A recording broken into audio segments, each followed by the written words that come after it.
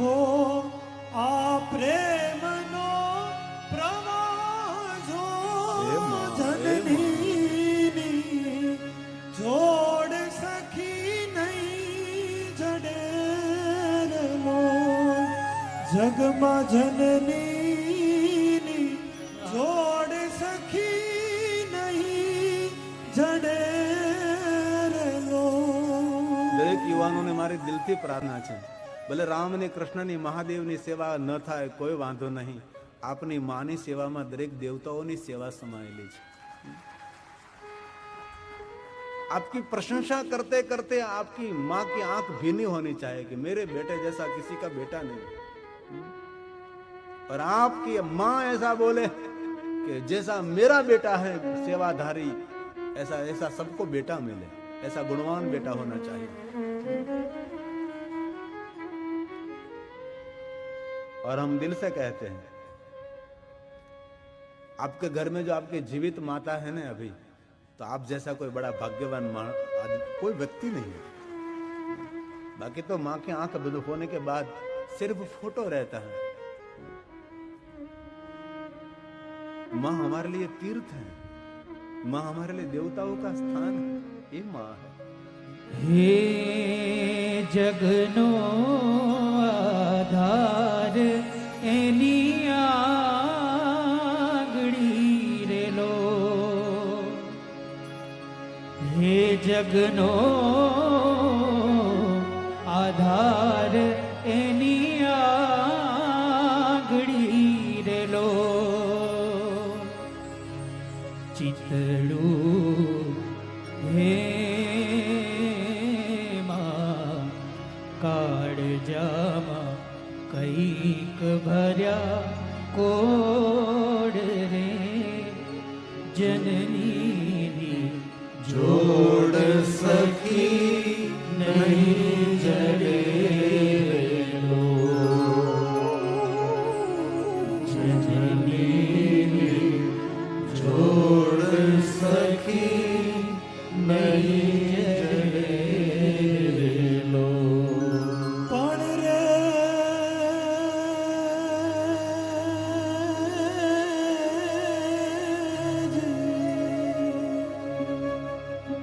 मोढ़े बोलू हूँ मावड़ी मां, हे मन से जे नानपण हांभरे ए पछी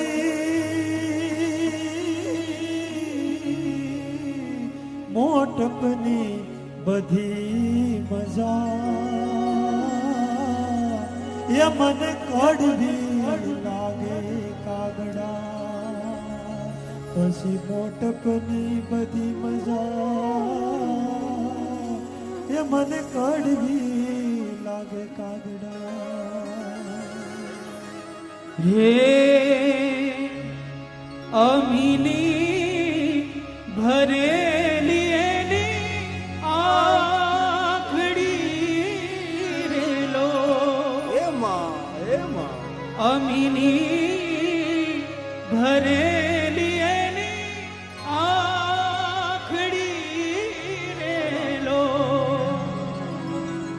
वालना भरेला एना वेण जो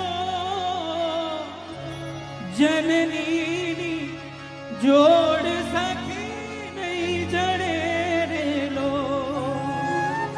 जननी जोड़ सकी नहीं जड़े रे लो।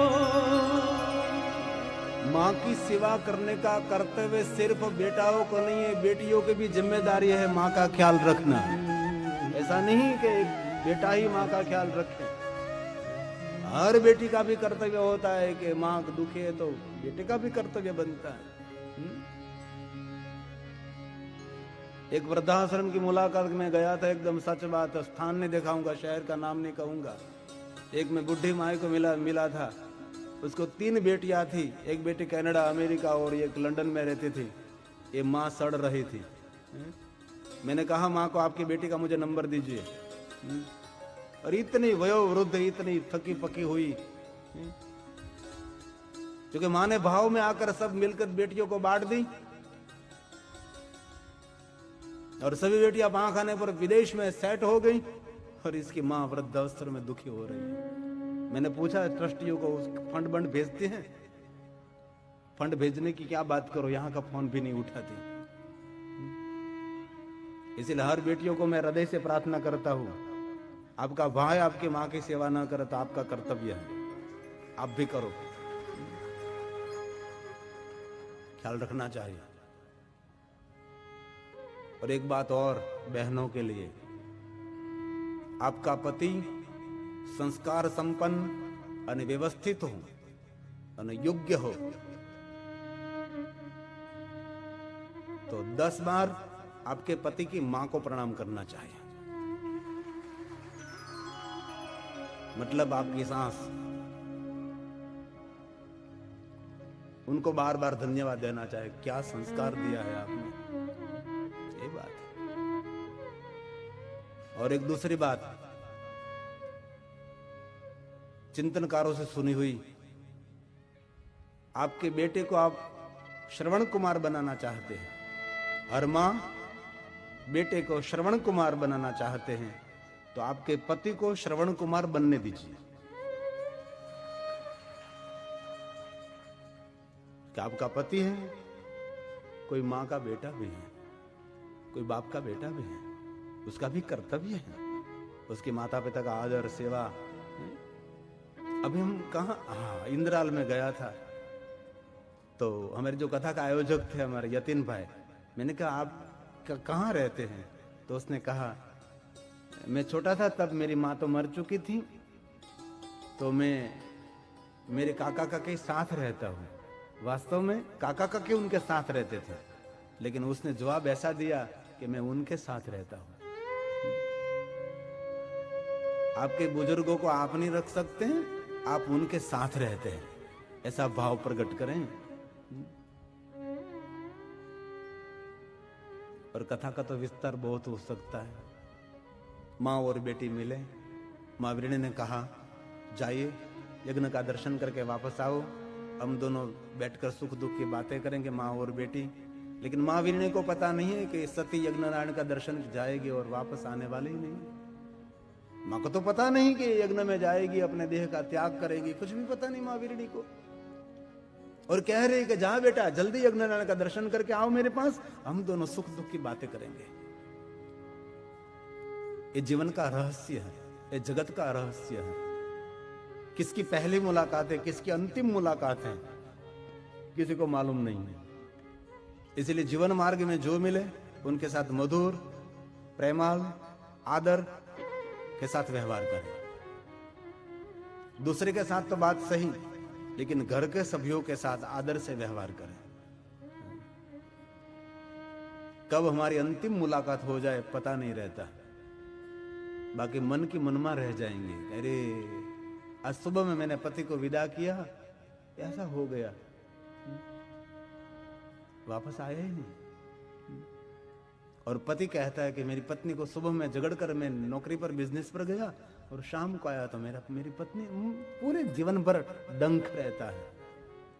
और रात को सोने के लिए जाओ ना तो घर में कुछ मन दुख हुआ है तो क्षमा मांगकर क्षमा देकर सब समाधान करके हिलमुल झुलके जय श्री कृष्ण ओम नमः शिवाय ओम नमो नारायण जय योगेश्वर जय श्री राम जो बोलते हो आप, जय श्री कृष्ण जय स्वामीनारायण, आपको जो ठीक लगे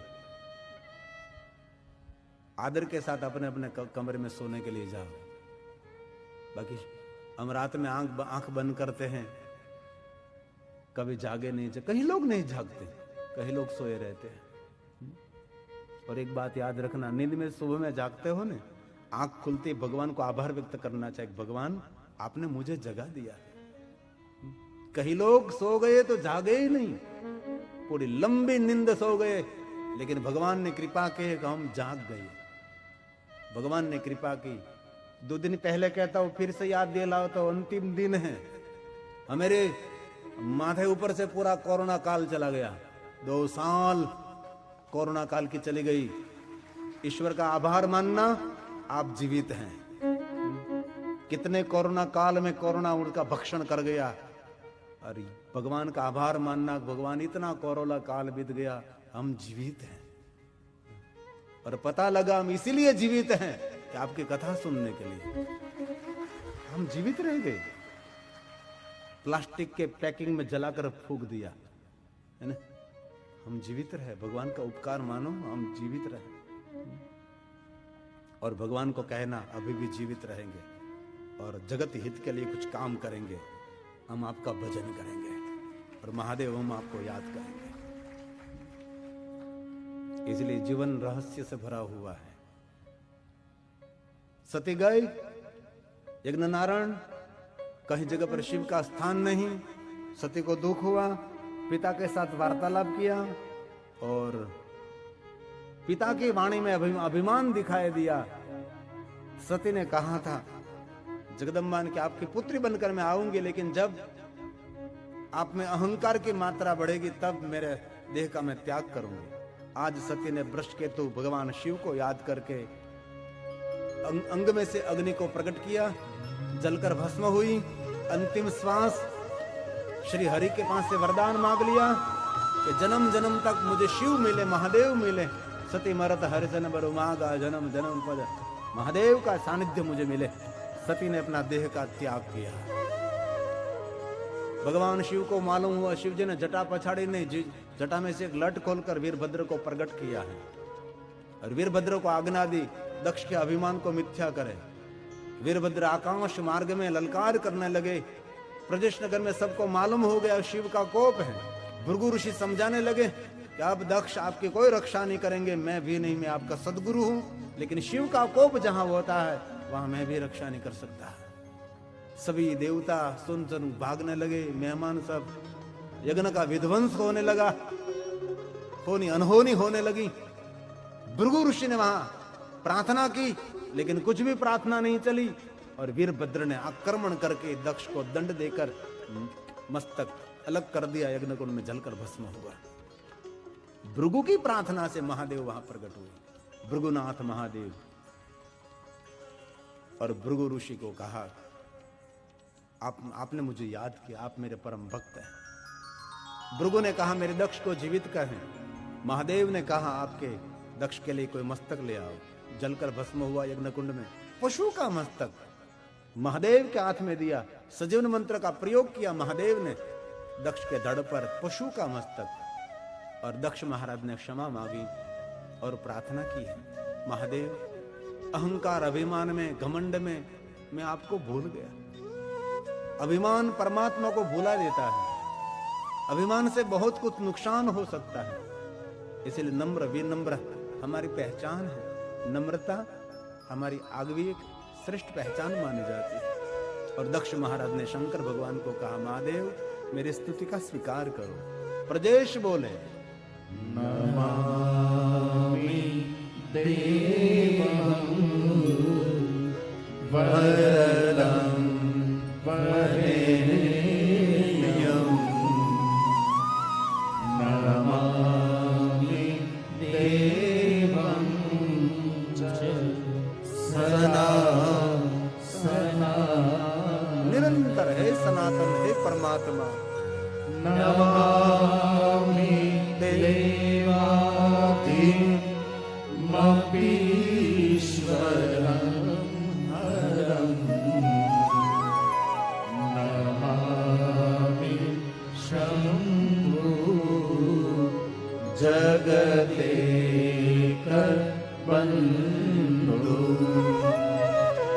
नमामि विश्वेश्वर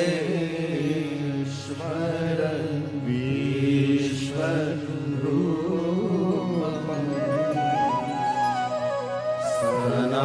सनातनं ब्रह्म निजात्मरूपं महादेव नमामि सर्वं निजभावगम्यं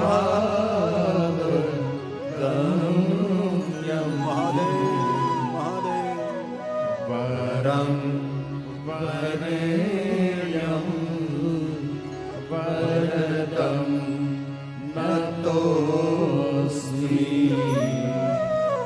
वरं वरेण्यं वरदं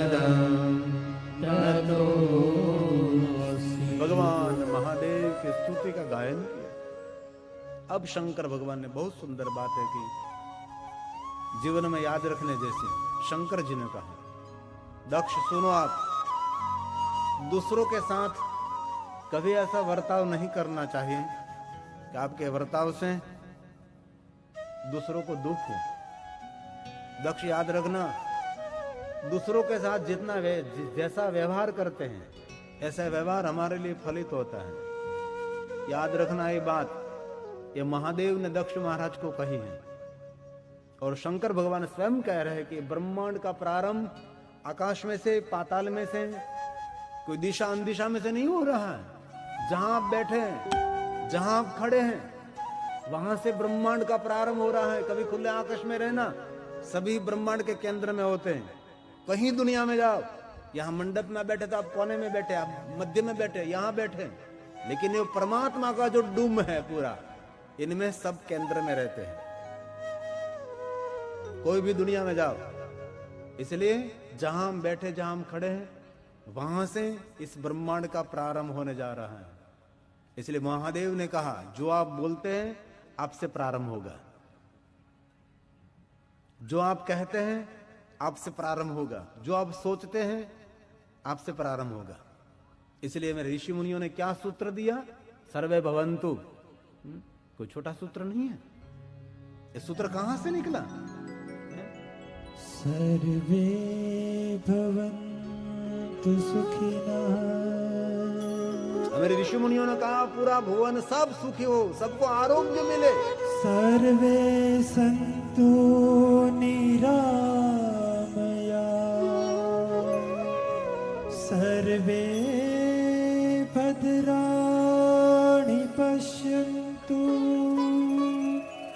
मा कश्चित् दुःखमाप्नुयात्।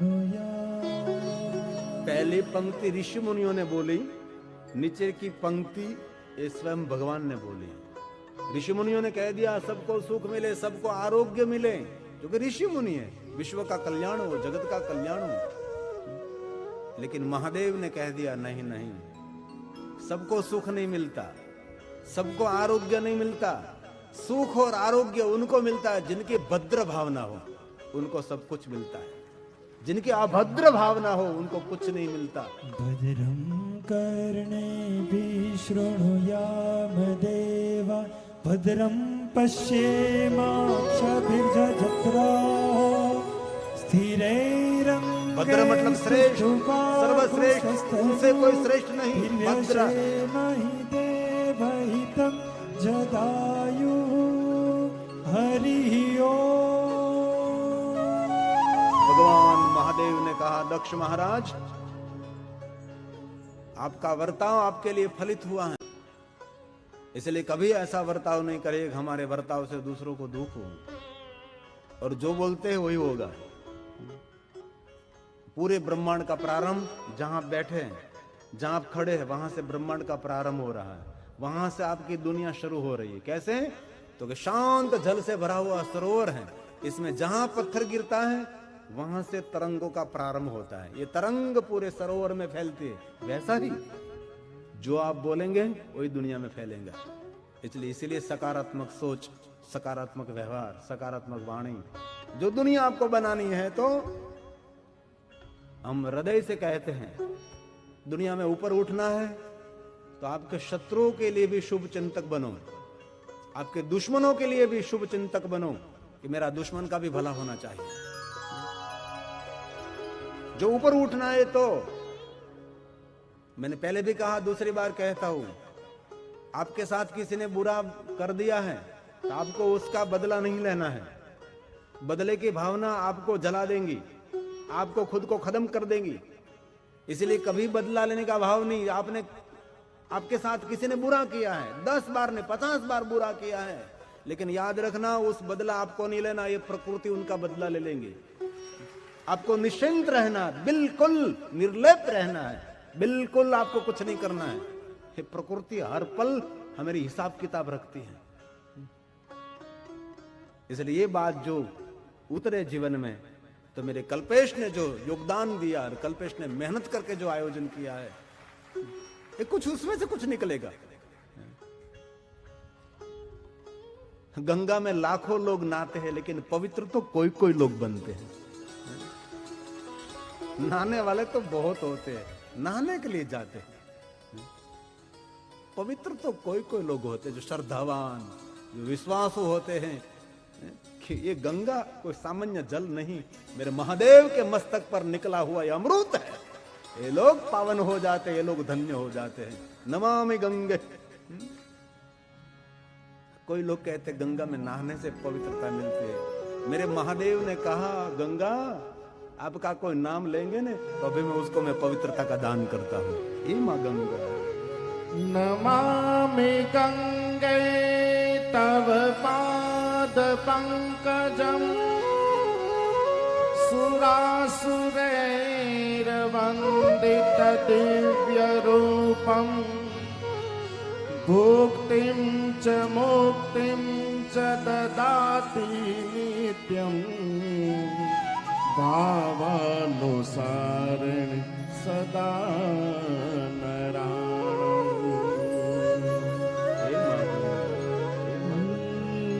गंगा यमुना सरस्वती की शोभा अभिराम, महिमा अमित प्रयाग की वेदों में है नाम, वेदों में है नाम। भगवान महादेव ने कहा, दक्ष महाराज मांगो। दक्ष ने कहा, भगवान यहाँ स्वयंभू स्वरूप में प्रकट हो जाओ। अनुग्रह लोका नाम लिंग रूपेण सतमहा। भगवान महादेव दक्ष रूप में वहां प्रकट है। देव अपराध, बहुत सारे अपराधों में से भगवान शंकर जी क्षमा देते हैं।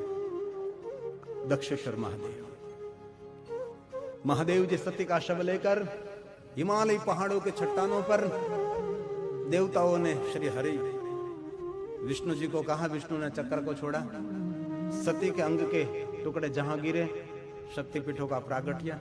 भगवान शंकर हिमालय पहाड़ में ध्यानस्थ हुए। सती ने अंतिम समय श्री हरि को याद किया था और दूसरा जन्म शिव की भक्ति ते ही कारण हिमगिरि गुरु जाय जन्मे पार्वती तनु पाए। सती का दूसरा जन्म नगाधिराज हिमालय के वहां हुआ, मां मैनावती के वहां उनकी पुत्री हुई, नाम पार्वती। नारद जी ने सुंदर पार्वती जी को शिव भक्ति का मार्गदर्शन किया है। भगवान विष्णु ने नारद जी को शिव भक्ति का मार्गदर्शन किया और नारद ने पार्वती जी को शिव भक्ति का मार्गदर्शन किया और पार्वती महादेव की भक्ति करने लगी और महादेव को पाने के लिए हिमालय पहाड़ में तप करने के लिए गई। गौरी स्थान, गौरी कुंड, गौरी तपस्थली और भगवान महादेव को मिलने के लिए बहुत समय बीत गया। बीच में शिव जी ध्यानस्थ, पार्वती तप कर रही हैं। तारकासुर नाम का असुर हुआ, ब्रह्मा का तप किया, वरदान मांग लिया कि शिव के द्वारा पुत्र जन्मे, उनके द्वारा मेरी मृत्यु हो। मृत्यु ने कारण मांग लिया, कोई न कोई कारण होता है मृत्यु का, और मृत्यु का भय चला गया। देवताओं के साथ युद्ध करने लगा। देवताओं का दुख, परेशानी, सभी देवताओं ने मिलकर निर्णय लिया कि भगवान महादेव को हम जगाएंगे, हिमालय पुत्री पार्वती के साथ विवाह करेंगे, शिव पार्वती का विवाह होगा, उनके द्वारा पुत्र जन्मेगा, इस पुत्र के द्वारा ये तारकासुर का अंत होगा। प्रश्न हुआ कौन जगाएंगे? इंद्र ने कहा मेरा मित्र कामदेव है, जो कोई नहीं कर सकता वो कामदेव कर सकता है। कामदेव को कहा गया, रति के साथ गए जहां शिव तप कर रहे थे। दूर से सारा प्रयोग किया, महादेव समाधि में थे, उठे जागे, तीसरा नेत्र खोल दिया, काम को जलाकर भस्म किया। और रति ने भगवान शंकर जी की स्तुति का गायन किया। भगवान मेरा पति काम इसीलिए आपको जागरूक करने के लिए आए थे कि देवताओं सब दुखी हैं, तारकासुर का बहुत प्रकोप बढ़ गया है। परोपकार के लिए मेरा पति यहाँ आया था, लेकिन आपने जलाकर भस्म कर दिया। मेरे पति को जीवित करें। तब शिव जी ने कहा, रति तेरा पति अब जीवित नहीं होगा, लेकिन यदुवंश में तेरा पति फिर से तुझे मिलेगा कृष्ण भगवान के अवतार के समय। मैं आपको बहुत सारे वरदान देता हूं। शंकर भगवान ने रति को बहुत सारे वरदान दिए हैं। महादेव ने पहला वरदान रति को दिया, सुन रति, जहां तेरे पति को मैंने जलाकर भस्म किया है वहां मैं तेरे पति के नाम से मैं प्रसिद्ध हो जाऊंगा। जहां कामदेव को जलाकर भस्म किया था वहां अनुग्रह लो का नाम कामेश्वर रूप में भगवान शंकर प्रकट रहे। और महादेव ने रति को कहा, सुन रति, कोई भी मनुष्य मुझे कामेश्वर नाम से पुकारेंगे उसकी कामना में तत्क्षण पूरी करूंगा। इसलिए शंकर जी को कोई कामेश्वर नाम से पुकारेंगे और जहां तू मुझे विनंती करे वहां मैं प्रकट रहूंगा रतिनाथ महादेव से। उनकी रति मेरे चरणों में रहेगी, आपके नाम से मैं प्रसिद्ध होऊंगा, रतिनाथ महादेव। भगवान शंकर जी ने रति को आश्वासन वरदान दिया। रति गए, महादेव जी फिर ध्यानस्थ, सभी देवताओं ने मिलकर नारद के साथ भगवान शंकर जी की स्तुति का गायन किया। महादेव को समाधि में से जगाया। देवताओं ने विनंती की, आपके साथ विवाह करने के लिए। पार्वती तप कर रही है और भगवान शंकर जी ने कहा कि मैं पार्वती के साथ विवाह करूंगा, पुत्र जन्म होगा और तारकासुर के दुख में से आप सब मुक्त हो जाओगे। सप्त ऋषियों को पार्वती की परीक्षा करने के लिए भेजा। सप्त ऋषियों ने पार्वती की मानसिक परीक्षा की। बाद में हिमालय की परीक्षा हुई, मैना जी की परीक्षा हुई, सब परीक्षा में उत्तीर्ण हुए। और आज पार्वती जी शंकर भगवान के साथ विवाह करने के लिए भगवान ने वरदान दे दिया और हिमालय नगर में आई। और भगवान शंकर कैलाश गए। सप्तऋषि गर्गाचार्य महाराज और देवगुरु बृहस्पति, नारद, विश्वकर्मा सब पधारे और विवाह पत्रिका तैयार हुई। सप्तऋषि गर्गाचार्य, देवगुरु बृहस्पति सब विवाह पत्रिका लेकर शिवलोक गए। महादेव के विवाह की तैयारी। और यहाँ पार्वती के विवाह के लिए हिमालय जी ने विश्वकर्मा जी को सुंदर मार्गदर्शन किया। बड़े बड़े पंडाल मंडप व्यवस्था खड़ी करें। और एक बात और, जितने बाराती आने वाले सभी बारातियों की प्रतिमा खड़ी करें। और हिमालय में जितने बाराती थे सभी की प्रतिमा मूर्ति खड़ी की, बारातियों को प्रसन्न कर राजी करने के लिए। अभी जो परंपरा शुरू हुई ना, वो परंपरा नई परंपरा नहीं, जूनी परंपरा है। अब हम किसी के फंक्शन में जाते हैं, किसी के विवाह प्रसंग में, तो क्या होता है मालूम न, द्वार से शुरू हो जाती है छवि। चित्र रखते हैं ना, मामा दादा, दांत में मोटा में दांत न हो, બધા જ આગળ પાછળ બધાની તસવીરો હોય, ઊભી ને આડી ને અવળી ને। ये परंपरा हिमालय जी की शुरुआत की थी। हिमालय जी ने सभी बारातियों की प्रतिमा खड़ी की थी। जैसे जैसे बारात आती गई वैसे वैसे अपनी प्रतिमा देखकर प्रसन्न हो गए। इसकी चित्र मात्र से, फोटो मात्र से एक मानव की बड़ी विलक्षण लक्षण। अब किसी के विवाह में गए हो और इस विवाह का एल्बम देखते हो तो एल्बम में आप वर कन्या को नहीं देखते, आप कहां है पूरे एल्बम में। एक मानसिकता, आपकी छवि कहां पूरे एल्बम में। પછી ભલે આપણે ટાલ જ ખાલી દેખાતી હોય પણ આપણે હોવા જોઈએ ભાઈ, ये एक मानसिकता है। और आप किसी के घर जाओ और आपकी छवि वहां हो तो कितनी खुशी होती है। हिमालय जी ने ये पहला प्रयोग किया था देवताओं को प्रसन्न करने के लिए, क्योंकि देवताओं के पास वैभव तो है ही। हिमालय का विभव क्या, देवताओं व्यंजन भोजन सब कुछ है। नगर बाराती को भोजन से पसंद कर सकते, व्यंजन से पसंद कर सकते हैं ना, मुखवास से कर सकते हैं, डेकोरेशन से, आभा इतनी खड़ी करो प्रसन्न। लेकिन